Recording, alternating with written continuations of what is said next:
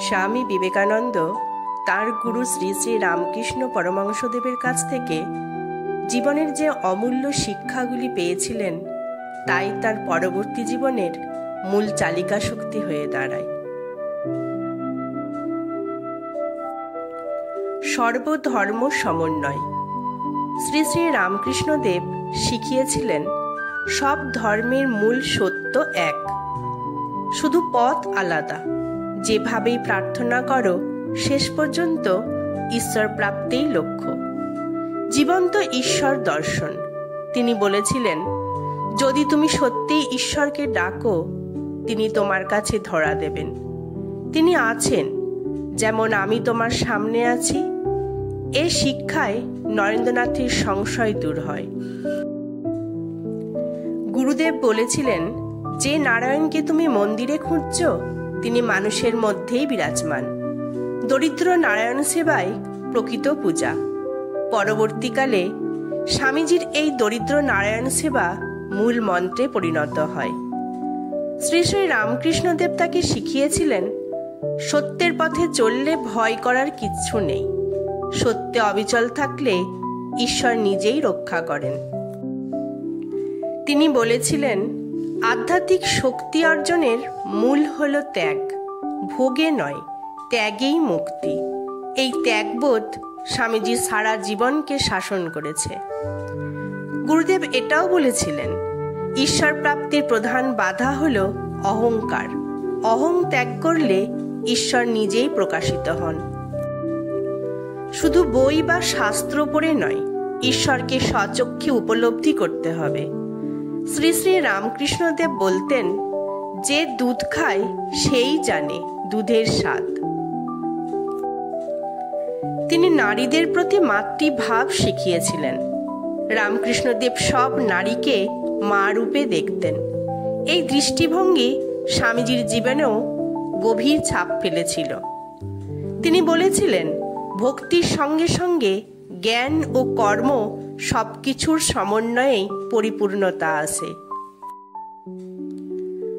গুরুদেব সর্বদা বলতেন, মানুষের জীবনের উদ্দেশ্য ঈশ্বরকে পাওয়া।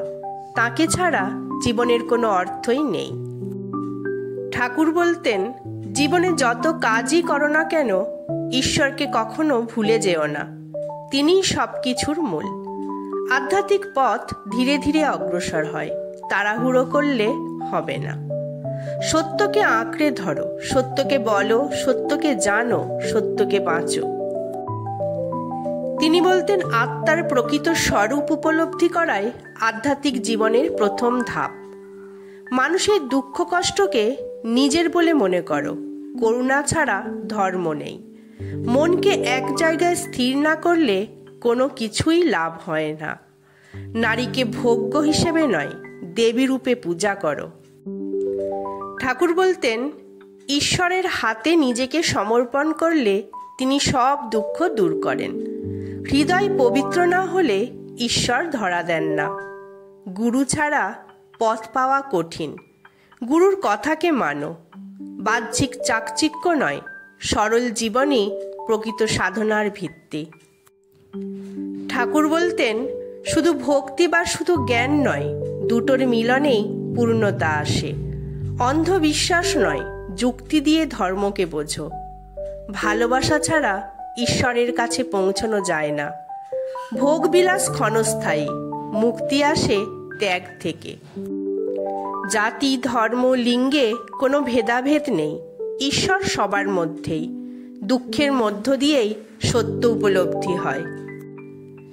তিনি বলতেন, মহৎ মানুষের সংস্পর্শেই সত্য উপলব্ধি সহজ হয়। অলসতা আধ্যাত্মিকতার প্রধান শত্রু। মনকে লাগামহীন ঘোড়া হতে দিও না। ধ্যানের মাধ্যমে শাসন করো। সংসার মায়া, কিন্তু এই মায়ার মধ্যেই ঈশ্বরকে উপলব্ধি করতে হবে। অন্যের মতকে সম্মান করতে শেখো। ঠাকুর বলতেন, আত্মা অবিনশ্বর, তাই ভয়হীন হও। শাস্ত্র পড়ো, কিন্তু তা নিজে অনুভব করো। দোষ দেখো নিজের মধ্যে, অন্যকে নয়। মানুষের ইচ্ছা সীমিত, ঈশ্বরের ইচ্ছাই চূড়ান্ত।